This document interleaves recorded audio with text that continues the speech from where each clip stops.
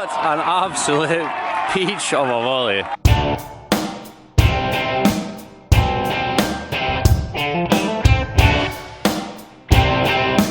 Real Sitio de San Ildefonso, La Granja de San Ildefonso, La Granja, San Ildefonso. This place has got more names than a secret agent, but whatever you want to call it, it's well worth a visit. Located in the foothills of the Sierra de Guadarrama mountain range, it's about 80 kilometers north of Madrid and 11 kilometers from Segovia. You'll have to take 2 buses or a train, then a bus to get here, but once you do, you'll find that it's been well worth the effort. Now, the town may have only around 5,000 inhabitants, but it's famous across Spain and further afield for its royal palace and gardens. The palace was built in 1721 and was the Spanish royal family's summer residence for over 200 years before being turned into a museum. Now, if you're thinking the palace looks a little bit familiar, that's because it was modelled on the Palace of Versailles. Now, what else is there to see? What else is there to do here? Well, you could go for a tour of the Royal Glass Factory. You could try some judiones, the local signature dish consisting of large white beans cooked in a meat stew. You could come and do any number of outdoor activities that are typically done in the area. Or you could go to a game of football, obviously. Today I am at Club Deportivo La Granja's ground El Hospital. Now, La Granja means the farm, and El Hospital, you'll be unsurprised to hear, means hospital. So the farm play at the hospital.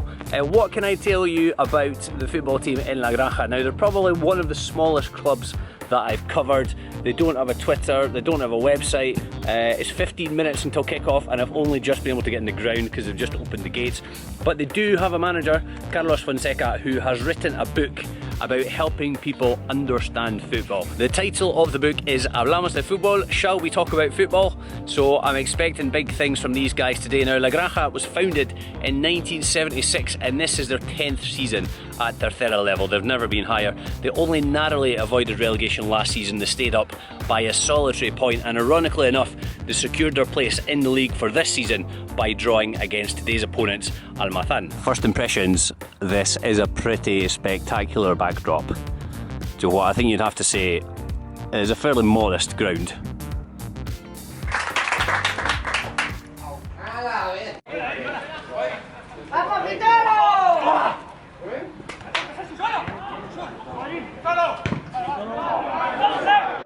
Well, you just don't get this kind of scenery in Madrid, do you?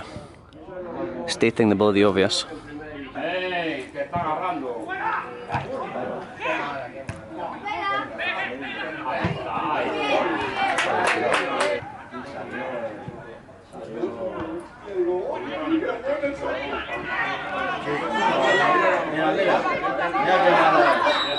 I'm telling you, one of these days I'm going to buy a bag of crisps and there's going to be literally nothing in it.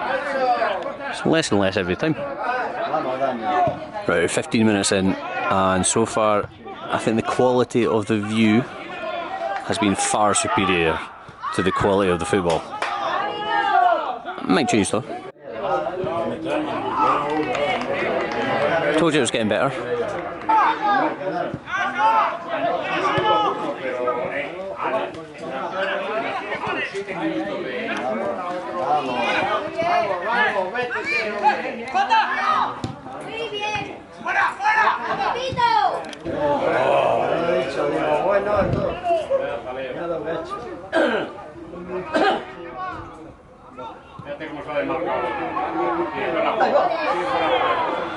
There we go.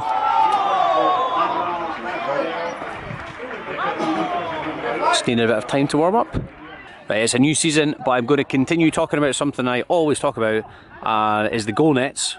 So we've got the club coloured nets here, which are brilliant. I think they need to bring these back, even at the top level. It's just boring when they're all the same. Oh, there's almost a carbon copy offside though.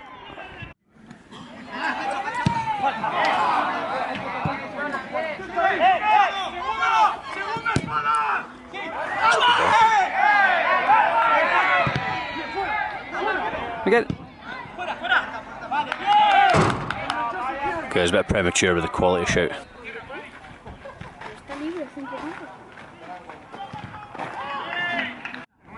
We're surrounded by nature, so as you would expect, we've got a grass pitch. It couldn't really be any other way.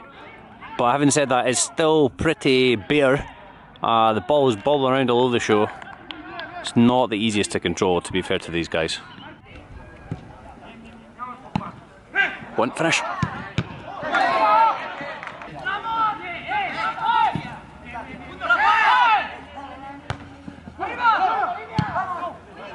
Oh, what an absolute peach of a volley.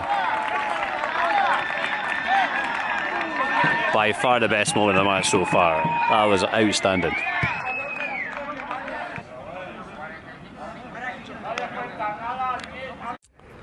I originally thought this was maybe the bar and they just decided not to open it. But in fact, I think the bar might be at the other far end. You know where it says bar, way over there. Nice to see the scorer is on the ball. Yeah, this was what I meant. Fortunately driving today, so no beer.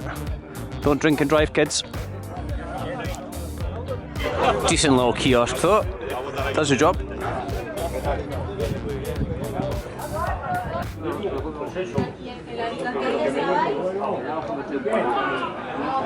think the stands are actually almost too close to the pitch. So with the dugout down there, you really can't see anything in the other half of the pitch on this side. You've obviously got the pillars in the way a little bit as well. Although I guess if the alternative is to have the stand falling on your head, then you can deal with the pillars.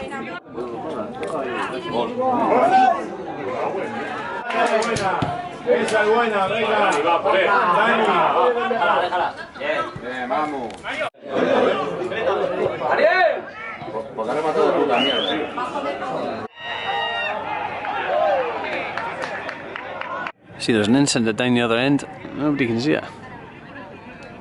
Mountains behind the goal at the far end too. Lovely. Just had a treble near miss for Almazán. I was too busy admiring the view. I think there was a shot saved, I think there was one that came off the post. There was a handball shout. All in the same attack. I'm not sure who the merry bunch up on the roof of the dressing rooms are, but I would wager that they've probably got the best view in the house.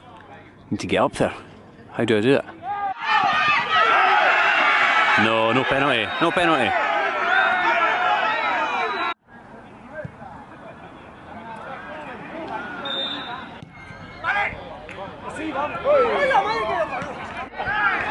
It's the downside to evening games. Can't see a bloody thing.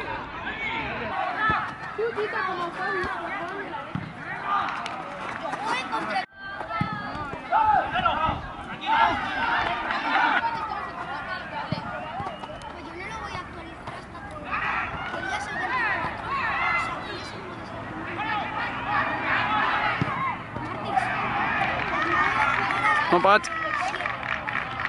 Not good enough though. So, full time, 1-0, that leaves both teams with 2 points from their opening 3 league matches. I think a draw was probably a fair result over the piece. I don't think either team really did enough to win it, although there were a couple of bits and pieces, including that chance right at the end. I think these teams would probably struggle against the Madrid Tercera teams. This was the Castile and Leon group, so that's group 8. But yeah, I think they would be finding it quite tough going against the Madrid teams.